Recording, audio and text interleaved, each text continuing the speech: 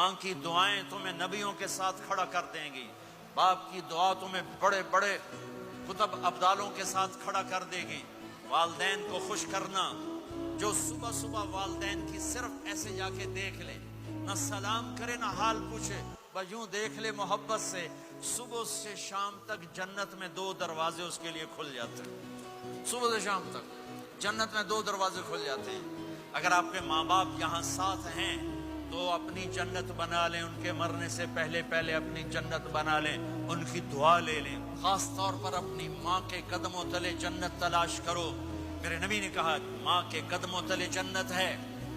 میرے نبی نے حضرت عمر سے کہا تیرے زمانے میں ایک شخص آئے گا، اویس، وہ رنگ کا ہوگا کالا، قد کا ہوگا چھوٹا، اور قبیلہ ہوگا قرن۔ جب وہ آئے تو اس سے دعا کروانا، تو بھی اور علی بھی۔ کہ وہ کس لیے؟ کہ اویس نے ماں کی خدمت کر کے وہ مقام حاصل کیا ہے، جب ہاتھ اٹھاتا اللہ ہاتھ رد نہیں کرتا۔ عمر علی کو اویس کی دعا کی ضرورت نہیں تھی، ہمیں سکھانا تھا۔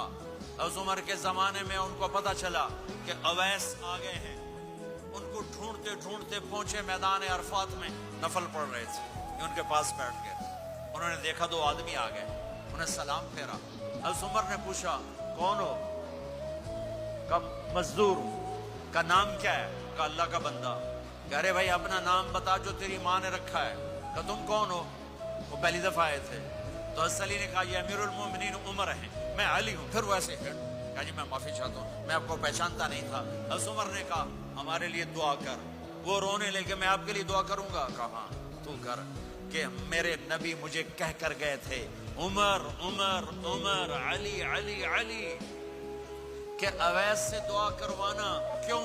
کہ ماں کی خدمت کر کے وہ مقام پایا ہے، جب ہاتھ اٹھاتے ہیں ہاتھ واپس خالی نہیں آتے۔ پھر ایک اور حدیث سنو، میرے نبی نے فرمایا جب لوگ جنت کو چلیں گے اور اویس بھی چلیں گے تو اللہ تعالیٰ فرمائیں گے باقی چلے جاؤ، اویس رک جائے۔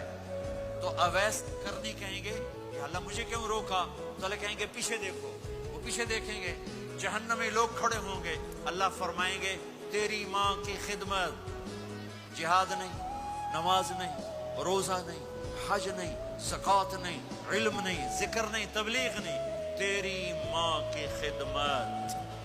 آج اس کا صلہ دیتا ہوں۔ یہ دوزخ والے کھڑے ہیں، جدھر جدھر تو اشارہ کرے گا تیری طفیل سب کو جنت میں ڈال دوں۔